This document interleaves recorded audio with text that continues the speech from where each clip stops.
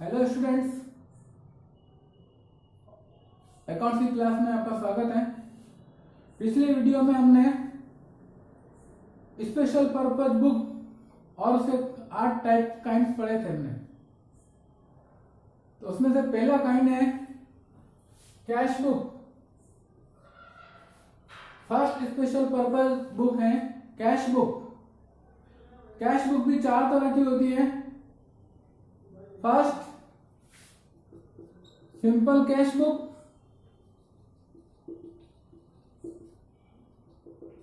Second 2 column cash book,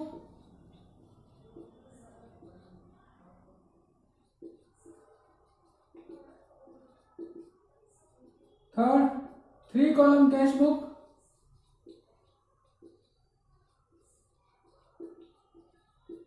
and fourth पेटी cash book. These are types of cash book.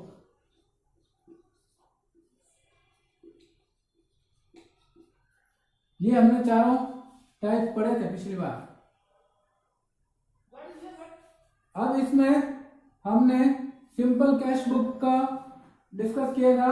उसका format last video में हमने discuss किया था और उसका मीनिंग डिस्कस किया था। सिंपल कैश बुक का मतलब है ऐसा बिजनेस जहां मोस्टली ट्रांजैक्शन कैश के द्वारा ही होते हैं।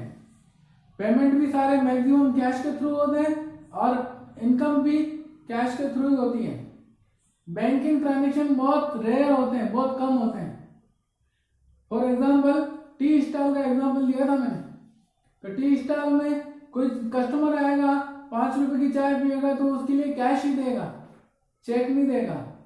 या हमें कुछ खरीदना होगा तो हम शुगर, टी, मिल्क वगैरह खरीदेंगे तो कैश में पेमेंट करते हैं। इसके लिए बैंक के थ्रू ट्रांजैक्शन बहुत कम करते हैं। तो जहां पर मैक्सिमम ट्रांजैक्शन कैश के थ्रू होते हैं वहां सिंपल कैश बुक हम बनाते हैं। तो हम आज डिस्कस करेंगे, एग्जांपल समझेंगे सिंपल कैश बुक का। सिंपल कैश बुक, इसका फॉर्मेट बताया था मैंने, लेजर के जैसे होता है। हाफ पोर्शन डेबिट और half portion credit. Date particular ledger folio amount, date particular ledger folio amount. Ledger का फॉर्मेट ही आता है। अब इसमें जर्नल एंट्री पास भी करनी होती है, हमें डायरेक्ट ही ट्रांजेक्शन को इसमें पोस्टिंग करनी होती है। बिना कोई जर्नल एंट्री पास किए डायरेक्टली पोस्टिंग करते हैं कैश बुक में। अब किधर रूल क्या होंगे? Rules, all cash receipts in debit side. जितने भी कैश आ रहा है हमारे पास, व्हाट कम्स इन डेबिट करेंगे। रियल अकाउंट का रूल इस डेबिट साइड में रिकॉर्ड करेंगे यहाँ। और दूसरा है ऑल पेमेंट्स, जो भी पेमेंट कर रहे हैं हम उसको क्रेडिट साइड में रिकॉर्ड करेंगे। तो जो पैसा आ रहा हो सारा इधर रिकॉर्ड करते जाना 1 by 1, और जो पेमेंट कर रहे हैं 1 by 1 उधर रिकॉर्ड करते जाना है। तो हम इसको एग्जांपल के थ्रू समझेंगे। ये एग्जांपल है, record the following transaction in simple cash book. तो first transaction is January 1st, commenced business with cash।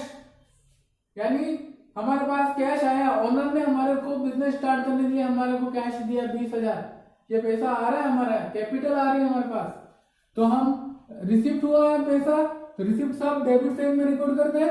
तो यहां लिख देंगे 2019 Jan 1st टू, ये लेजर है, यहाँ टू लिखना पड़ेगा। और कहां से आया पैसा? To capital account, to capital से आया पैसा। अमाउंट इज 20,000, यहां रिकॉर्ड कर देंगे 20,000। लेजर फोलियो आपके लिए ज्यादा इंपॉर्टेंट नहीं है। अब हम लेजर फोलियो में कुछ नहीं लिखेंगे, वो खाली समझने के लिए हमने बताया था। तो ये लेजर है, तो इसका लेजर, जब लेजर पोस्टिंग करेंगे तब इसका यूज होगा। उसके बाद second, bought goods for cash 18,000। हमने गुड्स खरीदा और कैश पेमेंट किया 18,000 रुपए, तो इस पेमेंट को हमें क्रेडिट साइड में लिखना है जनवरी 2019, डेट जैन 4th, और इधर लिखते हैं बाय गुड्स खरीदा तो लिखेंगे परचेजेज अकाउंट, अमाउंट 18,000। तो पैसा आया वो सारा इधर लिखना है, पेमेंट हो रहा है सारा इस तरफ लिखना है। Next transaction is January 7th, sold goods और कैश। गुड्स सेल किया हमने और कैश आ रहा है हमारे पास, कैश में सेल किया है तो कैश आया है, तो रिसीव हुआ है तो रिसीव इधर लिखना है जनवरी 7th to sales account, transaction का नाम आ जाएगा और अमाउंट 9,000 हम यहाँ रिकॉर्ड कर देंगे 9,000। नाउ 9th जनवरी पेड टू गोपाल को पेमेंट किया, पैसा हमसे जा रहा है तो पेमेंट इस साइड में आएगा जनवरी 9th by Gopal, amount is 4,000। Next transaction जनवरी 13 रिसीव्ड फ्रॉम अमित, हमें पैसा मिला है अमित से, कितना 8,000, तो पैसा रिसीव हो रहा है, ये रिसीव साइड है, ये पेमेंट साइड है। Jan 13 to Amit, amount is 3,000, sorry 8,000, amount is 8,000। Next January 15 bought furniture 3,000, furniture खरीदा तो कैश गया है, पेमेंट किया हमने Jan 15 bye furniture account. Goods खरीदते हैं तो परचेज लिखते हैं और असेट खरीदे तो उस असेट का नाम लिखेंगे 3,000, अमाउंट के कॉलम में रिकॉर्ड कर देंगे। Next transaction is January 17 paid interest 500, payment credit side में रिकॉर्ड करेंगे 17 bye interest account 500। Next transaction is January 19 received commission 400, हमने कमीशन रिसीव किया 400 हमारे पास आए हैं, रिसीव हुए हैं। Jan 19 to commission account, amount is 400। Next जनवरी 23 withdrew cash for personal use, हम बिजनेस में पर्सनल यूज के लिए ओनर ने विड्रू किया हमारे, तो हमारे ओनर ने हमारे से पैसे लिए, हमने पैसे दिए ओनर को, ड्राइंग्स हुआ है, पेमेंट हुआ है जनवरी 23 bye drawings 2,000।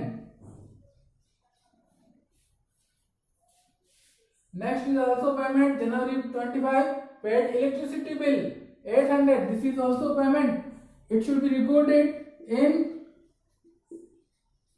credit side to electricity expenses, amount is 800। Next है जनवरी 27 पेड सैलरी पे की, this is also payment, it should be recorded in credit side जनवरी 27 by salary account 1200, amount is 1200।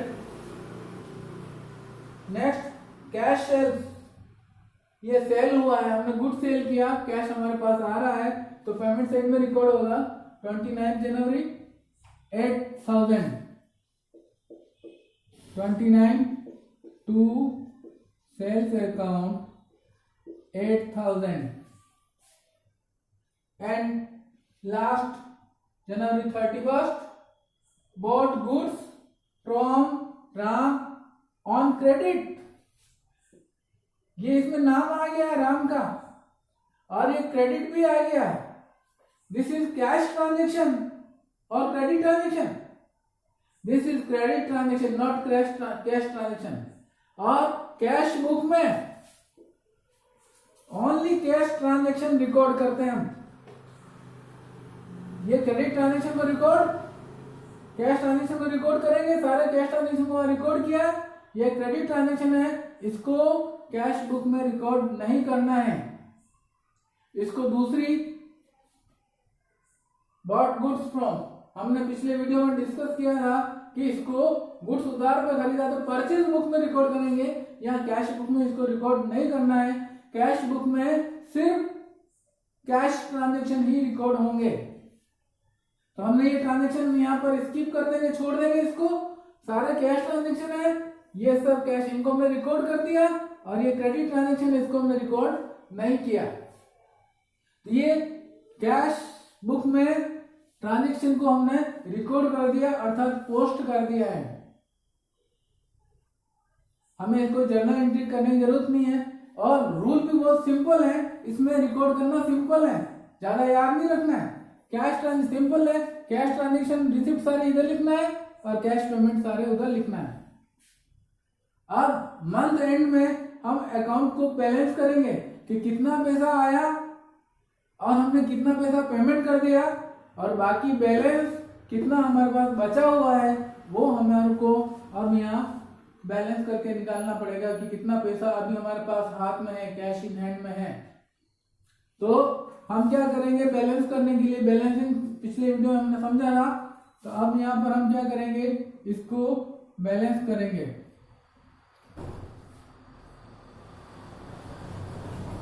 ये इधर की टोटल करेंगे, इट इज टोटल इज 45,400। इधर की टोटल ज्यादा है और इधर की टोटल है 29,500। ये इधर की टोटल है 29,500 और इधर 45,400। तो जो बड़ी टोटल है इसको इसमें लिखेंगे इस तरह 45,400 और इसके बाद इसमें से ये सारी इसकी टोटल ले माइनस करेंगे तो बैलेंस आ जाएगा। ये टोटल है 45,400 और ये माइनस करेंगे 29,500। तो रिमेनिंग जो बैलेंस यहाँ कम पड़ रहा है उसको लिखेंगे बैलेंस कैरिड डाउन जनवरी 31st, यहाँ लिखेंगे 31st और ये अमाउंट लिखेंगे 15,900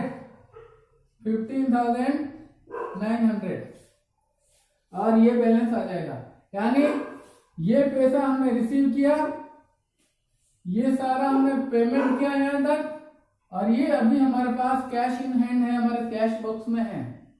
तो ये सिंपल है, सिंपल कैश बुक।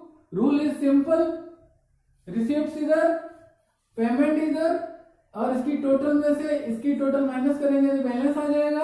ये इतना हमारे पास कैश बॉक्स में अवेलेबल है बैलेंस और ये बैलेंस फिर ब्रॉट डाउन होगा नेक्स्ट मंथ में फर्स्ट डे को, फर्स्ट को टू बैलेंस ब्रॉट डाउन हो जाएगा 15,900